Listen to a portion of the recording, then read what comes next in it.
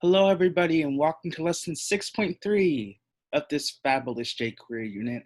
As always, we're going to start off with the do noun. You're going to open this pop code, and then I'm going to show you the pop code right now. You're going to fill in the blanks so that the element with the class make it hides when the H1 is clicked. So when we click the H1, we want this box here that says hide this to hide, okay? I will give you a moment to pause now and work on this. And then when you're done working on it, unpause and we can go over the answer together.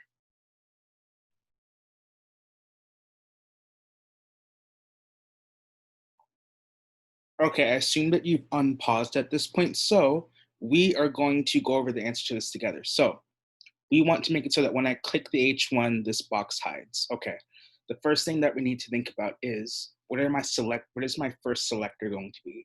In other words, looking at line 1 here, what am I going to click to make something happen, right? And the answer to that is I'm going to click the H1. So that's going to be my first selector. The H1 is the big header that says click here, okay? That's what I'm clicking. But as we notice, it doesn't work yet. Why? Because we haven't told it what it's supposed to do when I click. That's what's going to happen on the second line. What's the computer supposed to do when I click? Well, I want it to hide. So dot hide is there. But now we need to think, what is my second selector going to be? In other words, what am I trying to make hide? Yeah, I'm trying to make this box hide, right? So if I go into the HTML, where's that box? I see on line 8, there's a div with the class make it hide and it says hide this. I think that's my answer. So because there's a class for my second selector, I'm going to make sure that I make note of that.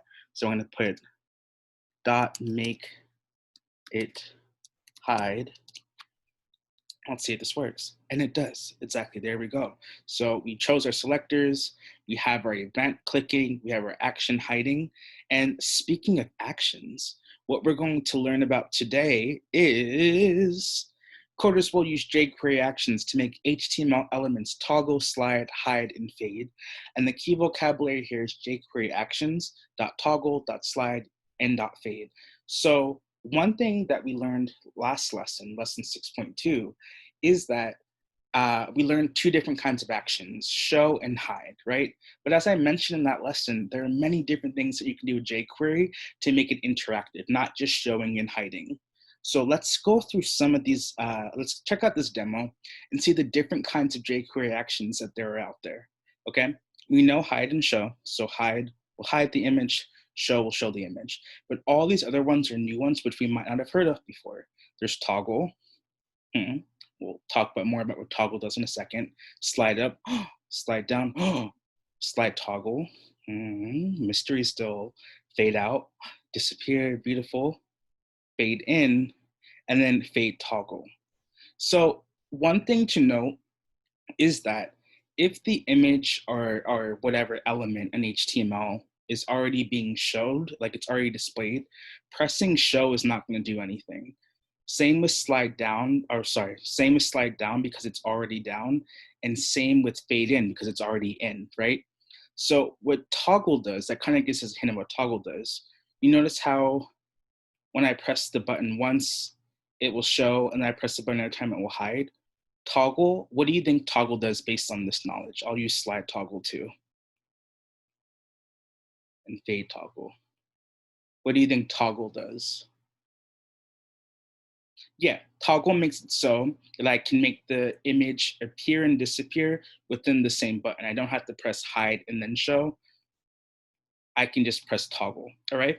So these are all new jQuery actions that we're going to be putting in action today, and hopefully you'll be putting them in action for the rest of your future projects because they're very nice ways to make your website interactive. So let's go over what this will look like in code.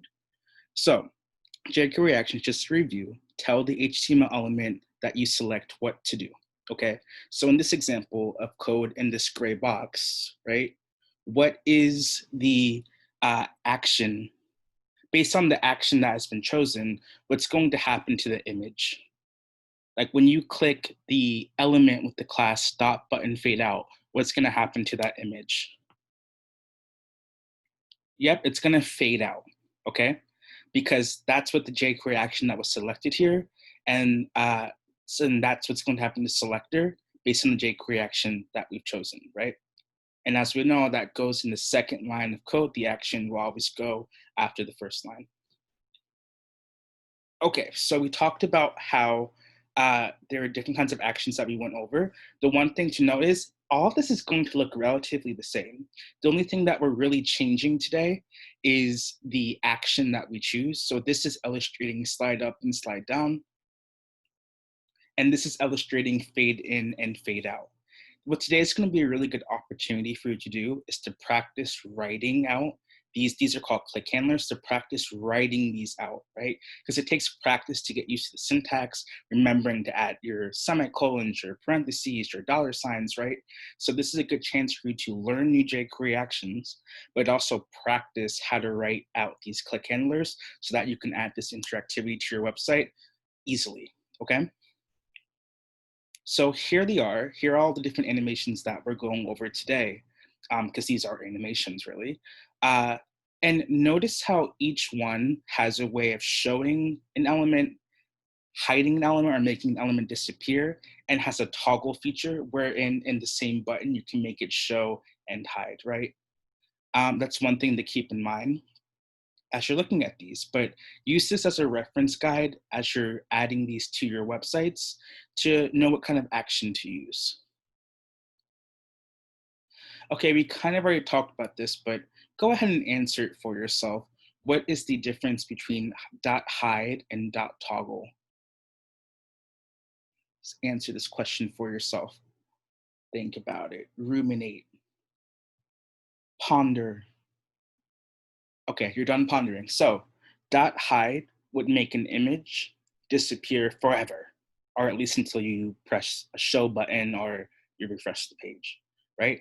With toggle, we can both hide and show within the same button, right? If I click it one time, it's gonna show it or hide it, and if I click it another time, it's gonna show or hide it, right? That's the difference. Hide, the picture would just disappear. Toggle, I can make it reappear by just clicking the button again.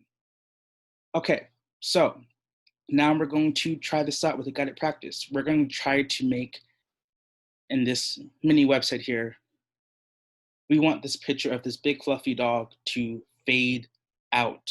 Okay, we want it to disappear, so we want it to fade out when we press dog fade. Right now it does nothing, right? So before we even go to JavaScript, I just want us to think. If we want this picture to use the fade animation to disappear, what jQuery action that we just learned about should I probably be using? Yeah, I should be using fade out, right? Because I want to use the fade animation and I want to make it disappear, and fade out will take the picture away. So they give us one line of code. Let's look on the JavaScript panel here. They give us one line of code for the click handler, which is for the button, right? So the button has already been selected, but it doesn't do anything. So we need that second line of code here in order to make the picture fade out. So what's the first thing I'm going to write whenever I want to tell the computer that I'm about to use jQuery? Yes, a dollar sign. So I'm just going to indent a bit and put dollar sign. Okay. Now I'm going to choose my selector. What am I trying to make fade out? Exactly, the image of the dog. So let me go to my HTML. Remember, that's always referenced HTML, otherwise nothing's going to make sense. And let me find where the image of the dog is. Actually, see, there's only one image here and it doesn't have a class. This is my dog image, I can tell. So I'm going to put in img. Why? Because there's no class and there's only one image, and its image I want to disappear, so we're good to go. Okay, now I want the image to, we said, fade out. So I'm going to write my jQuery action, fade out. And then I'm just going to finish up the ending syntax here, put my empty parenthesis set, and then put my semicolon, and let's see if it works. Voila, it works, okay? Now, two things I'm gonna call your attention to. One of these things is that when you're writing the jQuery actions, make sure that you spell it correctly. Because if I put this O as a lowercase o, look what happens now. It doesn't work. And in fact, not only does it not work, but I get an error message from popcode telling me that fade out is not a function. However, if I make sure to spell it how it's supposed to be spelled and put the O as a capital, it works again, okay? So make sure that you reference the reference guide or you reference the slide that showed the different kinds of jQuery actions, just to make sure that you're spelling it. Most of them use this thing called camel casing, where the first letter of the second word is capitalized, as you see the O and out is here too. So make sure that you just follow that guideline. Now, another thing I want to bring to your attention is right now when I press dog fade, it just disappears. It's working correctly because that's what I put as the action. But what if I wanted in the same button for it to make it disappear and appear when I clicked it? What would I need to put as my action if I wanted to both fade out and fade in? Think back to what we went over in the slides. Yes, I need to put fade toggle, right? Fade toggle. Okay, that way, if I press it once, it fades out. Press it again, fade in, fade out, fade in, fade out, fade in. You get the point, right? Toggle allows you to do that. So with that said, now we're going to go on to, this is actually my very favorite pop code assignment, at least this unit. And we're gonna make a jQuery funhouse. And why I love this one is because like when you finish everything in this one, it just feels so good. Like if I could find it, that'd be great. Yes, it just feels so good. It's like I created this all, it's working. It's just like, yes, okay, it's just great. So what you're going to do is, you see all these everyday items here. Well, I guess a Pokeball is not an everyday item, but you see all these items here. You want to make them functional. So I want it to be so that when I click this garage door opener, the garage door slides up and slides down. I want it to be so that when I click this Pokeball, Pikachu appears over here on the side. And I want it to be so that when I click this light switch, the light turns on, okay? Or disappears and then appears, okay? So I would follow the directions pretty closely. They give you some helpful hints. And then if you get to the spicy challenge at the end, because you have time, make your own fourth exhibit, okay? Your own fourth item that's going to have interactivity, at that your own, at the HTML and CSS, but first make all these other items work using the jQuery actions that we talked about today. So I'm really excited to see what you all do with that, but make sure that you do your exit ticket as well. There are 3 questions, they're all multiple choice. And yeah, that's it. Really excited to learn new ways to make our websites interactive, and I will see you next lesson. Bye.